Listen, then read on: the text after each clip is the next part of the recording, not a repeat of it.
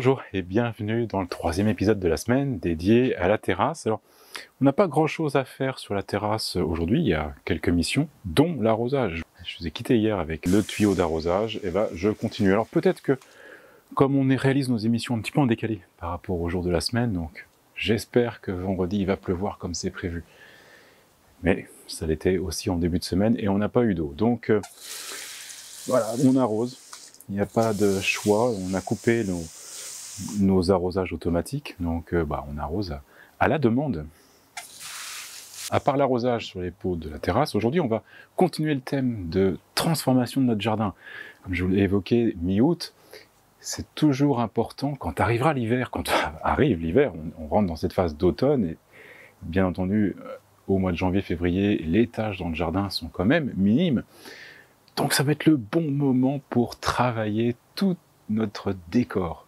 Alors, on a évoqué d'organiser des récupérateurs d'eau. Quand on a vu l'été que nous avons eu, il est indispensable de mettre en place cette récupération des eaux pluviales pour les stocker et qu'on ait de l'arrosage en quantité suffisante sur la partie estivale. Donc il faut bien mesurer notre besoin. Ça c'est la première chose. On a également parlé de jardinière, puisqu'on a la prévision de refaire notre terrasse qui a vraiment vieilli autour de la piscine. Donc il est temps de lui redonner un nouvel aspect et en profiter pour faire des jardinières contre le mur. Donc agrémenter ces espaces avec des jardinières qui idéalement seront en contact avec la pleine terre comme nous avons devant. Également un autre projet est là qui demande d'être déposé au niveau de l'urbanisme. C'est un abri, un petit chalet pour accueillir les amis, la famille. Donc ça va être un autre projet que l'on va devoir déposer. Et là, ça va être important parce que le thème d'aujourd'hui, j'ai un vrai besoin pour ces citronniers, pour les bougainvilliers, même peut-être les hibiscus, on verra, d'avoir une pièce qui est suffisamment éclairée l'hiver, qui est une serre, tout simplement. Donc j'ai vraiment ce besoin sur notre jardin que l'on n'a pas aujourd'hui. Donc vous allez voir, on va trouver une astuce dans les quelques semaines pour protéger toutes ces plantes, mais ce ne sera que temporaire. Donc vraiment, l'idée c'est d'avoir une serre, et également remplacer cet abri de jardin qui est en train de tomber en ruine. Donc l'abri de jardin, je suis en train de pointer là parce qu'on va aller là-bas. Allez, suivez-moi.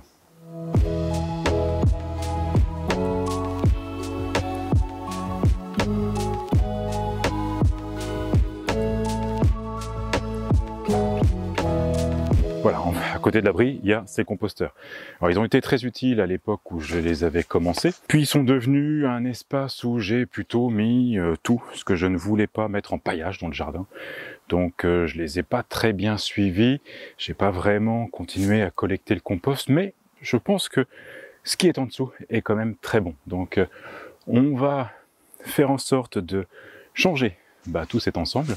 Surtout si on amène la serre ici, il nous faut absolument un environnement propre, parce qu'avec la serre, c'est esthétique, donc il va falloir que ça soit propre. Donc, et puis en même temps, nos voisins, je les plains un petit peu, on est au fond de notre jardin, alors comme bien souvent, les fonds de jardin, c'est un petit peu ce que l'on néglige ou ce qu'on entretient en dernier. Donc voilà, donc il y a tout cet ensemble qu'il faut revoir, habiller le grillage que l'on a en limite de nos deux terrains, et puis modifier l'approche de ces composteurs. Donc ça, et surtout, c'est un thème que l'on va aborder puisque une réglementation va arriver, je crois que c'est pour 2024, où il faut que l'on recycle tous nos déchets ménagers qui peuvent être compostés dans un composteur privé. Donc là, je vais approfondir le sujet et j'aborde le cas d'ici quelques semaines. Donc les composteurs, c'est un vrai sujet et que l'on va aborder dans une de nos émissions. Mais toujours est-il que là, on va les retirer, les déplacer pour les emmener ailleurs, et ça, on abordera ce thème. Donc la serre viendra s'installer par ici, étant au soleil, le plus au soleil, bien entendu, puisque c'est ce qu'on cherche. Et à l'opposé, on va essayer de trouver la même structure pour créer ce petit rappel et qui va amener de l'esthétisme, vraiment faire une symétrie entre les deux angles du jardin. Donc la serre ici, l'abri de jardin là-bas. En fait, ici, on retrouve tout le bois que l'on a taillé sur les quelques semaines. On retrouve l'eucalyptus, on retrouve nos haies, donc les léagnus et les prunus. Enfin, voilà. Donc en fait, c'est là où je entrepose les branches qui vont sécher. Une fois qu'elles seront suffisamment sèches, je les broie. Et le broyage, je le mets en paillage. Voilà, donc ça, c'est le cycle habituel. Donc il faudra qu'on raisonne avec, on a parlé des composteurs, mais il va falloir qu'on trouve un espace pour que toutes ces tailles puissent à un moment donné être stockées dans un endroit le temps d'attendre qu'elle soit sèche pour être broyée. Donc ça c'est important, ça va être dans le cahier des charges, je dois mettre cet élément de stockage du bois et des tailles. Mais voilà, ici, c'est là où j'imagine assez bien un abri. Donc suffisamment grand pour que je puisse stocker la tondeuse, le broyeur et tous les outils en périphérie. Et puis pourquoi pas également tout ce qui est sachet de graines, à voir si ça pourrait être suffisamment sec à l'intérieur. Mais voilà, c'est ici qu'il y a un bel environnement pour mettre un abri, et donc qui sera la symétrie avec la serre que l'on a de l'autre côté. Et au milieu, entre les deux, on a ce petit espace qui est un étang, qui est un bassin. Et donc, il faut le mettre en valeur. Alors, on a des grands arbres. Alors là, je ne vous cache pas que c'est un peuplier noir que j'aimerais bien ne pas avoir sur le terrain, parce que les peupliers noirs, c'est vraiment des peupliers qui gisent partout. Donc, c'est pas forcément la meilleure plante à avoir dans un jardin. Bien positionné vis-à-vis d'un terrain humide, donc certainement que le premier propriétaire l'avait planté pour cette raison. On avait un eucalyptus, il y avait les mimosas, il y avait ce pin noir, donc tout ça, il y a des saules, donc tout ça c'était certainement fait parce que c'était une zone très humide qu'il fallait un petit peu assécher. Ça c'est l'autre projet de l'hiver, ça va être vraiment de retravailler cette zone, repaysager cette zone et lui redonner un autre cachet, parce que vraiment elle le mérite.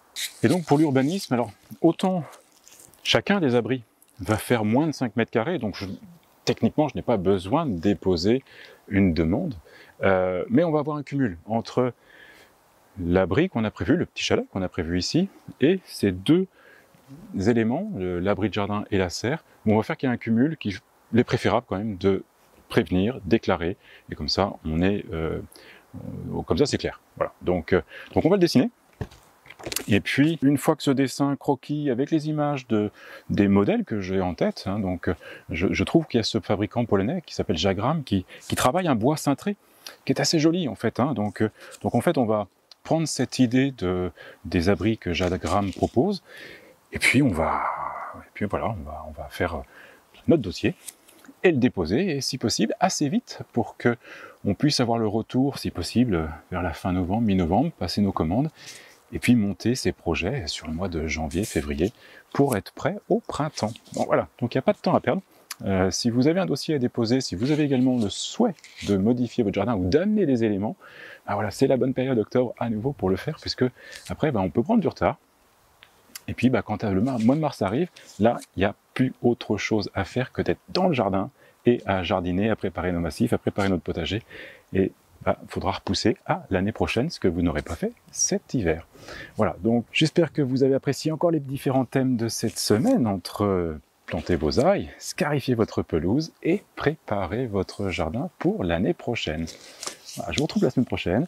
D'ici là, profitez de votre jardin. J'espère que la pluie va arriver comme c'est prévu en fin de semaine.